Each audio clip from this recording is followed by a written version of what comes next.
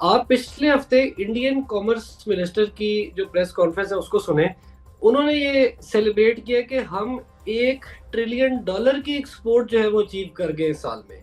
अब एकदम से जो है ना हमें काफी एक्टिव नजर आ रहे हैं मोदी साहब। इंडिया ने क्या किया है? इंडिया ने कहा है कि हम 1,000 अफराद को दिल्ली में ट्रेन करेंगे कि यकीनन अब इंडिया जो है वो पीसफुल पर्पसेस के लिए न्यूक्लियर परचेज कर सकेगा ऑस्ट्रेलिया से। एक तरफ तो हमने आपको बता दिया कि ये हो रहा है, दूसरी तरफ अब मैं आपको बताती हूँ पाकिस्तान के अंदर क्या हो रहा है। अब कि आप देखते हैं कि 24 करोड़ का मुल्क है और उसकी टोटल जो एक्सपोर्ट है वो पिछली कई समझे दिहाइयों से, कई सालों से रियल टर्म्स में 20 से 30 अरब डॉलर के गिर्द जो है वो फ्लोट कर रही है।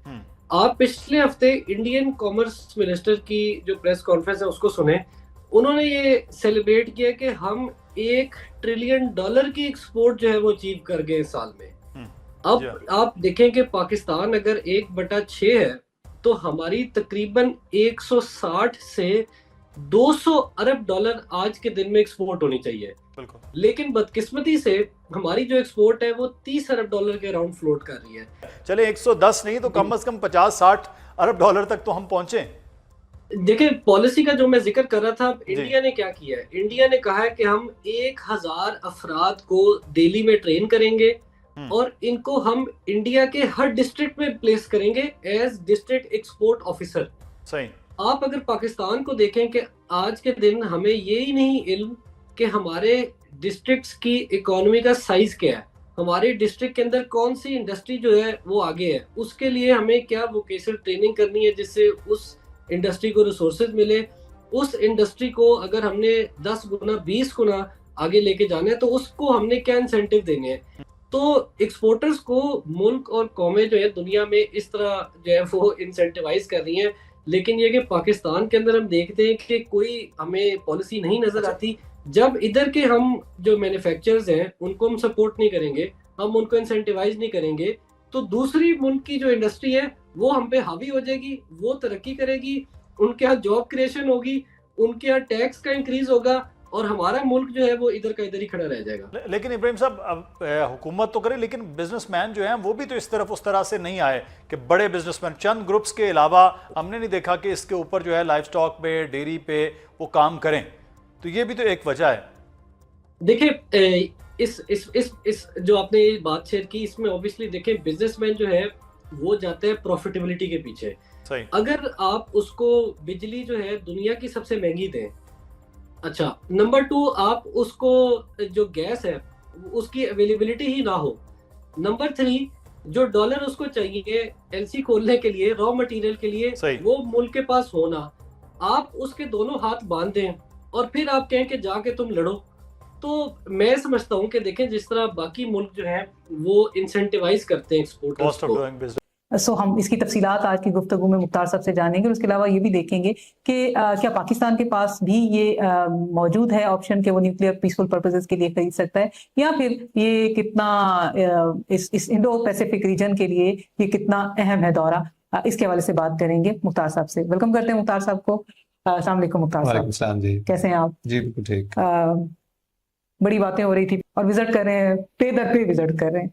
ऑस्ट्रेलिया का विजिट काफी अहमियत का अमल है, कैसे देखते हैं आप इस विजिट? मोदी साहब अपने दौरों के हवाले से तो बहुत मशहूर हैं।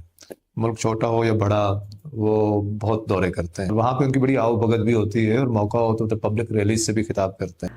तो बात ये है कि वो तो ऐसी कोई, अच्छा ये जो डील है ना यूरेनियम की, ये 2014 मेरा ख्याल 2014 में हुई थी, जो कि अब जो है वो फाइनलाइज हो रही है, वट जो भी है। लेकिन इसको छोड़ें आप, मैं इस पे बात करने नहीं आई। मैं इस पे बात करने आई हूँ कि वहाँ पर जो इंडिया का डायस्पोरा, उसने जो मोदी मोदी जिंदाबाद ते जीवे मोदी के नारे ला छड़े ने जड़े नारे इंडियन डायस्पोरा ने ऑस्ट्रेलिया मेलबर्न में पाए ना, उन्होंने वो क्या कहते हैं कि फटे चक दिते ने, फटे चकते ने उन्होंने मोदी दे।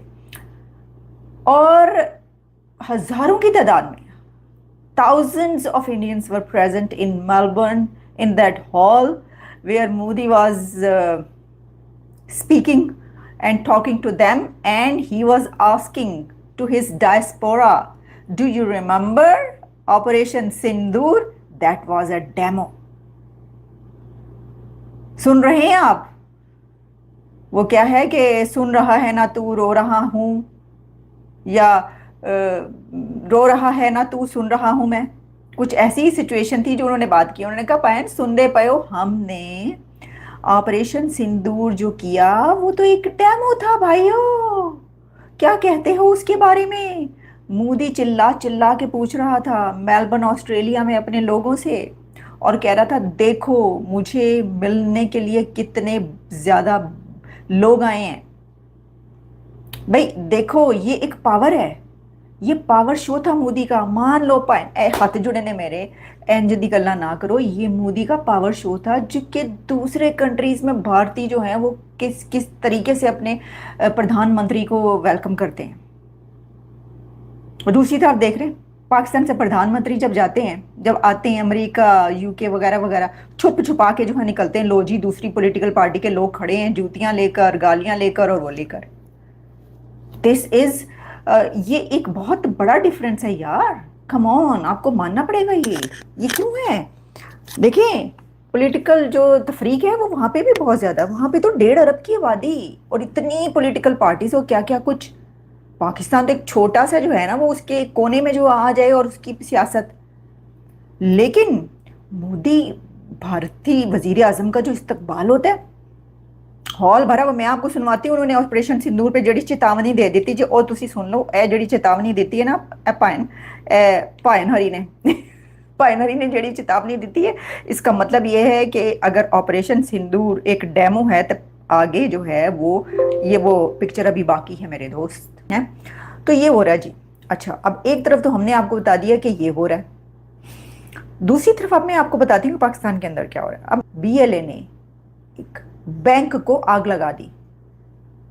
बलूचिस्तान लिबरेशन आर्मी कलदम बैंड जो जमात है उसने, BLA ने मुस्लिम कमर्शियल बैंक को आग लगा दी। नरेंद्र मोदी ने हाल ही में कई देशों की यात्रा की जिसमें ऑस्ट्रेलिया और न्यूजीलैंड जैसे वेस्टर्न मुल्क भी शामिल हैं।